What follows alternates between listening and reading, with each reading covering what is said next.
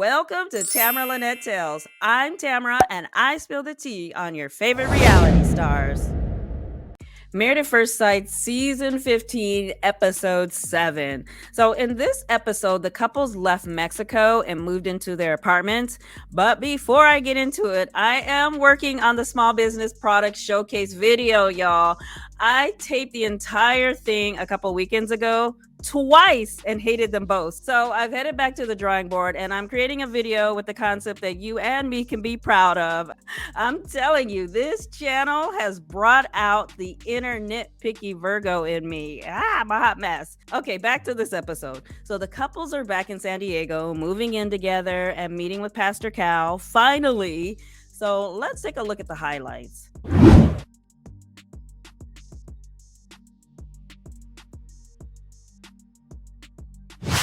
Stacia and Nate liked their new apartment. Stacia didn't waste any time to start claiming her spaces. They only have one sink in the bathroom, so she claimed the entire top of the sink and told Nate to put his stuff in the drawers. To which he replied, "You're selfish." "No, I'm not." Now, I'm surprised that Mrs. Uncomfortably Clean wants anything on the top of her sink. But Stacia, girl, you gotta play nice. Give him the sink top because you know you want that closet. Then they laid down and she started rambling off all the things she wants in terms of cleanliness. "I like no dishes in the sink, no shoes in the house, no laundry laying around, no eating food within a 10-foot radius of the house, and no breathing on the couch."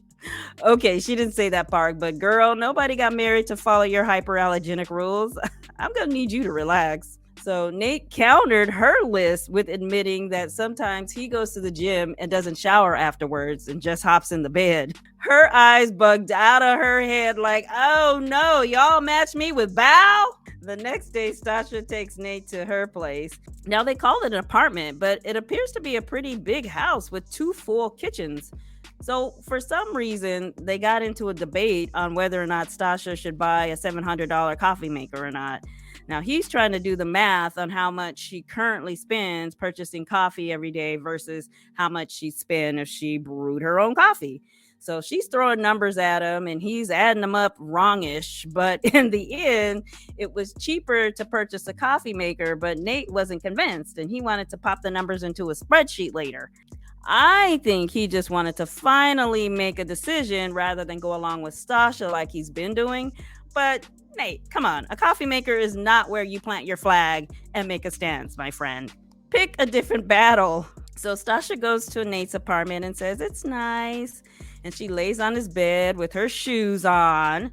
Then she starts rudely rummaging through all of his cupboards, like looking for dust and throwing away food, finding empty containers and throwing them on the floor. Her throwing stuff on the floor was over the top dramatic and very bar rescue. Like, okay, John Tapper, simmer down. So later, Pastor Cal dropped in and Stacia and Nate talk about kids. And Nate says he has a number in his head that he wants to hit financially before having kids. And so right now he makes around $150,000 and wants to make $250,000. So if the kids need clothes, done. School, done. Pastor Cal's like, wait a minute. If you had a child right now, you don't think you could do those things? I don't know. You never know about the stock market, inflation. And Stacia's like, I make $450,000. Are you ready to have kids or not? Nate, baby, right now y'all have a combined income of $600,000. I know they're expensive, but how much do you think a diaper cost? Anyway, Pastor Cal says, that's the question right there. Are you ready to be a dad? I like kids. Nate, stop playing games. If you don't want to have kids, you better speak up, brother. So Pastor Cal asks, why are they waiting to have sex? Now, Pastor Cal, hold on. It's only been 7 days. So Stacia says she wants to wait until she falls in love and feels a little deeper connection, and that Nate is not going deep or sharing real information about himself or his past. So Pastor Cal told Nate that he's the one that's holding the key to their sexual intimacy and love. Later that day, Nate and Stacia talk about Nate not opening up, and Nate doesn't seem to understand what it means to be open. So Stacia gives the example of him always saying that my mom was the same as yours. So she's like, well, how? And like, what did she do? Like, what does that mean? Like, don't make me pull it out of you. Just tell me. And he's like, oh, yeah. Okay, I see. Stacia told him that he never talks about his mom and that makes her sad. And he said, I don't talk about her because I have no feelings towards her. So he said the mom thing is pretty black and white, but I'll share more with you. Okay, can you give me anything now? I can't think of anything off the top of my head right now, but if it comes up organically, I'll share it with you.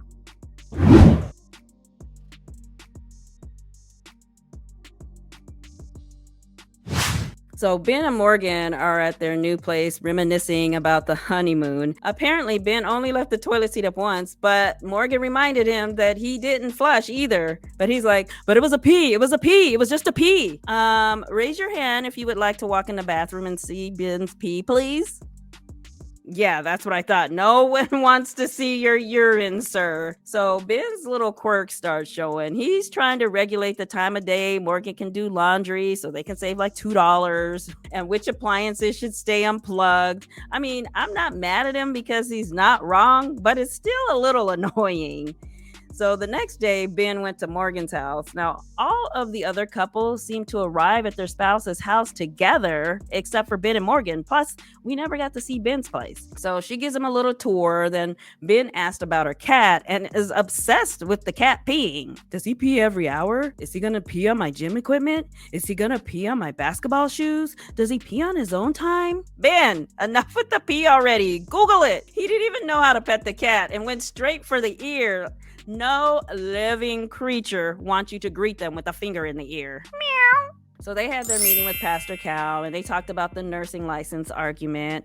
And Ben apologized for not talking to Morgan first and going to Justin instead. So Pastor Cal said that many men have to work on the transition from single life to married, and not going to their wives first is a common mistake men make in the beginning. So Pastor Cal asked Morgan about their trust, and she's like, trust is hard. Once someone breaks it, I'm done. Like, I'm out. Pastor Cal says, what happened to you to stop letting people in? That was his nice way of saying, what's wrong with you? So she starts crying. Growing up, my dad, I let him in and he broke my trust. And I let him in again and he broke my trust. I gave him an ultimatum that if he didn't do certain things, then we're not going to have a relationship anymore. And we don't have a relationship anymore. She didn't say what those things he needed to do were, but I've said this before. I wish that individual, couples, and group therapy was a part of this process. More often than not, the cast members have some healing that they need to do in order to have a healthy relationship, and this is a perfect example. So now she has a wall up, and Pastor Cal asks, who's in control of the wall? I'm in control of the wall. Who could take it down? I could take it down. Pastor Cal said that was one incident. He just overreacted. So she claims that she's released Ben from judgment and he can start snuggling with her again. Then Pastor Cal asked her what could help take down the walls. Ben answered, PDA, like public displays of affections. Morgan said, yes, that would help. So he patted her on the back and leg like a puppy. Where did you guys get this guy? Ben, stop acting like you are new to life. I thought Lindy was supposed to be the sheltered one. Morgan and Pastor Cal were laughing and making fun of him for how rough he was. And he said, I'll get it down. I'm a YouTube it.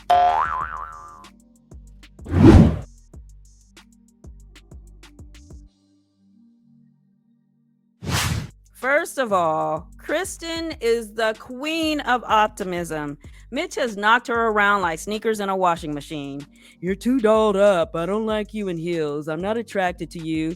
There's like 1 in a million chance that this will work out. To which Krysten says, so you're telling me there's a chance? So she's carrying on about, I'm enjoying our journey so much more since it's not perfect. If it were perfect and no hard times, that's not the journey that I want. And I think it's right for me. I'm just so happy. All right, girl, we all see that you're happy now and that's great. But let's not pretend when he said that he wasn't attracted to you, that you were doing a happy dance. The thought of being with me makes you throw up in your mouth a little? Yes, that's exactly what I was hoping for. So Mitch says he's relieved that he doesn't feel the same way he did a week ago. I'm really happy now. I'm digging our new bed. I'm digging our new digs. How about your wife, Mitch? You digging her?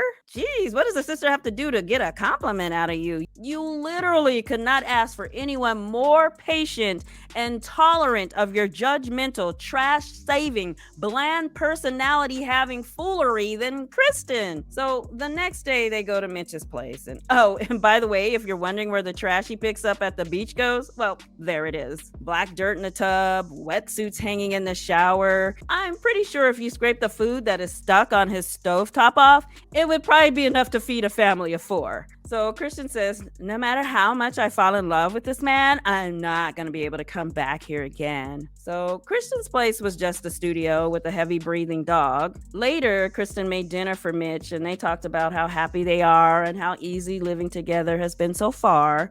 Now, after they eat, they exchange gifts, but we only see what Krysten gave him. In her gift card, she wrote, "You're the most entertaining, kind, caring, thoughtful person I ever met." I guess she forgot about how much he hated her dress, makeup, and face at first. She gave him a mason jar filled with wifey coupons, like yes day, one day she will agree to do anything he wants. He reads the next one but says, "This one won't be read out loud," and then he puts it away. But you know your girl gotta investigate, so my nosy ass paused the TV and walked up to it with a mirror. That one said, "Receive a sexy photo from wifey." That wasn't that big of a deal. He could have read that one. The next one said, "One free bubble bath with wifey, and it expires tonight." She said, "If things get steamy, I'm ready to take things to the next level. What do you think?" Dang, girl, don't just announce it. Let it just happen. Be a little sexy with it, seductive, a little mysterious. So they both put on their bathrobes and went to the bathroom for their little bubble bath.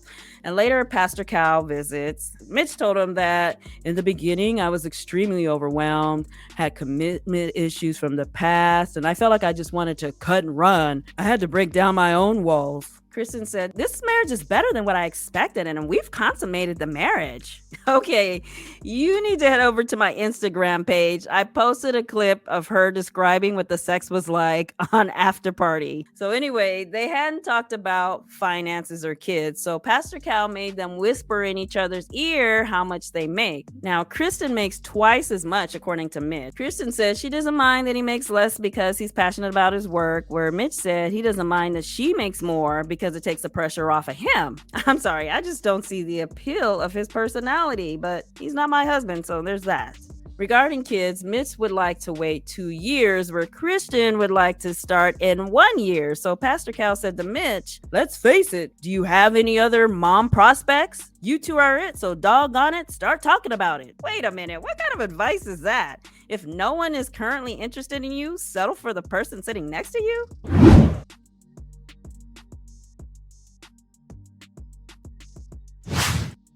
Alexis and Justin are in their new place talking about what is missing that will make it feel more like home, and Justin says they're dogs. But his only concern is that his dog Maya can take some time to come around. Just know it will be baby steps. So the next day, they're at Alexis's place, and we see her art collection of paintings she created of herself. Now, meanwhile, Justin is walking around referring to Alexis's dog as a dog, and she gets playfully upset. Like, if you don't stop calling him a dog, he's my child. To the confessional cam, Alexis is carrying on about how easy marriage is. People keep saying it's hard, and I'm waiting because it's so easy for us. Okay, be careful for what you ask for, Mrs. Marriage is easy for us. So Justin shows her his place. It's a studio apartment on a flight path, and Alexis didn't like it. Girl, you should see Mitch's place. It makes Justin's place look like a palace. So Justin said the only thing he's nervous about is how his dog is going to relate to her dog. So they return back to their shared apartment and they bring Justin's cat and dog and Alexis's dog home. Now, Alexis admits that she doesn't know how to introduce dogs to each other. So instead of Googling it, they wing it. And Justin's dog Maya growls at Alexis's dog Newton, and Alexis says she doesn't like him, but they are both unfazed. So Alexis starts putting up the painting of herself on the wall. Meanwhile, her dog went over to Justin's dog. His dog growled and bit Alexis's dog, and you hear these awful growling and dog screaming sounds. And Alexis screamed, "What happened?" And Justin said nothing. Now, why was his first instinct to lie? I mean, he didn't hesitate. His dog bit her dog's eye. That's not nothing.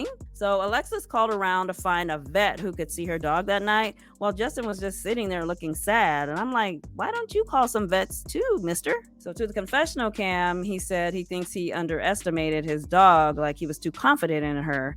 So Alexis left for the vet and didn't want Justin to go with her. She blamed Justin for what happened. Now, I believe it was both of their fault. If you don't know how to introduce your dog to another one, don't. Or at the very least, take 3 minutes to Google it. The next day, Justin took his dog and dropped her off at a camp for 2 weeks of aggression training.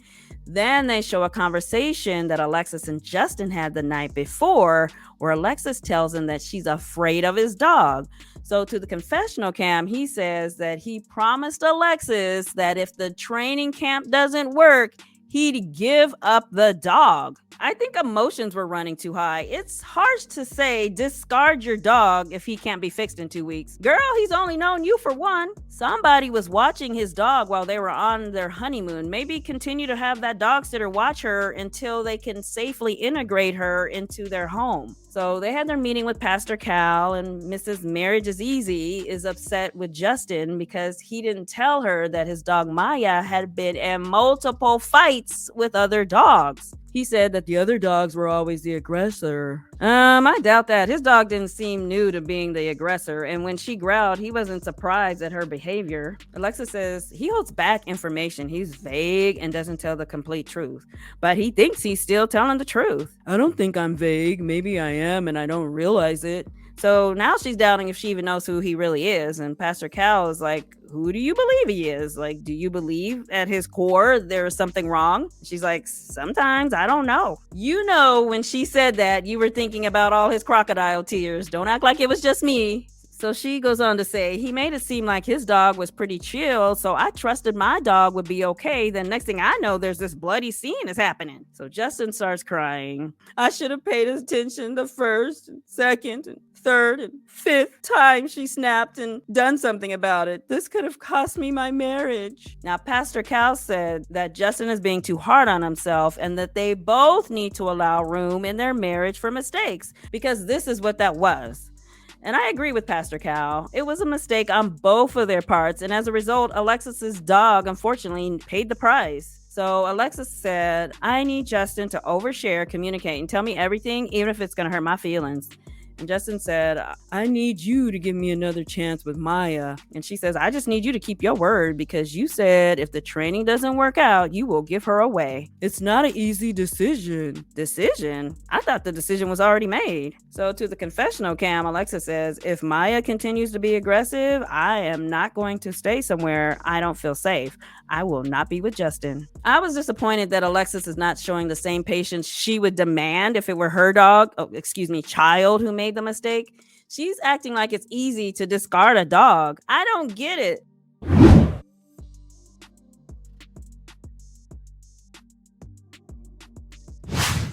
So Lindy is excited about her cat coming to live with them, and Miguel says it's going to be interesting because I'm allergic to cats. And she's like, do you take Benadryl or what? Because it's like worrisome. And he starts laughing. I'm kidding. I'm not allergic to cats. Oh, Miguel. So she starts talking about being prepared for arguments. Arguments are going to come and disagreements are going to come. And Miguel starts talking about decision day, and Lindy's looking all sad as if he told her she can't have barbecue brisket or something. Decision day's like a trigger for me. I don't want to talk about decision day at all. Like, why do we have to bring it up? Because it's part of the process. Like, it's gonna happen whether you like it or not. So the next day they go to Miguel's apartment and look around, and he's got his like standing desk for work, a coffee table that lifts up and meets you, and a workout bar that you could do pull-ups on in his living room. And Lindy says, oh my God, you're the most complicated meathead. She needs to work on her banter. It's so insulting. Last episode, she jokingly said, oh, that's just Miguel. He's a pervert. Then he runs out in his ratty bear costume and shows her his Dungeon and Dragon workbooks. She seems accepting of his quirks, but then again, she did say that she was ready to accept whatever piece of a man they were serving up as her husband. Later, Miguel cooked dinner for Lindy, and they talked about renaming Decision Day, and they're going to call it Vow Renewal Day. During their meeting with Pastor Cal asked Lindy what she needs from Miguel to feel more confident in the marriage. She said, if there is a conflict or if you don't feel connected to me, I need you to stay sturdy and not tell me that. So to the confessional cam, he said he doesn't want to do that because he's held in his feelings in past relationships. Then when he finally said something and broke it off, the person felt blindsided, like, why didn't you tell me? But based on what Lindy and Pastor Cal were saying, it kind of sounds like he overshares his emotions. Like, maybe if he were to get upset with her, he would say, I'm mad at you today, so I'm going to ignore your texts and phone calls for a while. So instead, she's saying, just do it without telling me while you're doing it and work on resolving the conflict in the meantime. But the constant, like, brutal honesty is like overwhelming her. I didn't think I was going to like Lindy for Miguel, but now I don't think I like Miguel for Lindy. She's not perfect. And by some of the phrases she uses, like, I want to validate that for you, I can tell she's gone to therapy, so she's working on herself. Whereas Miguel behaves like he signed up for the show because someone dared him to.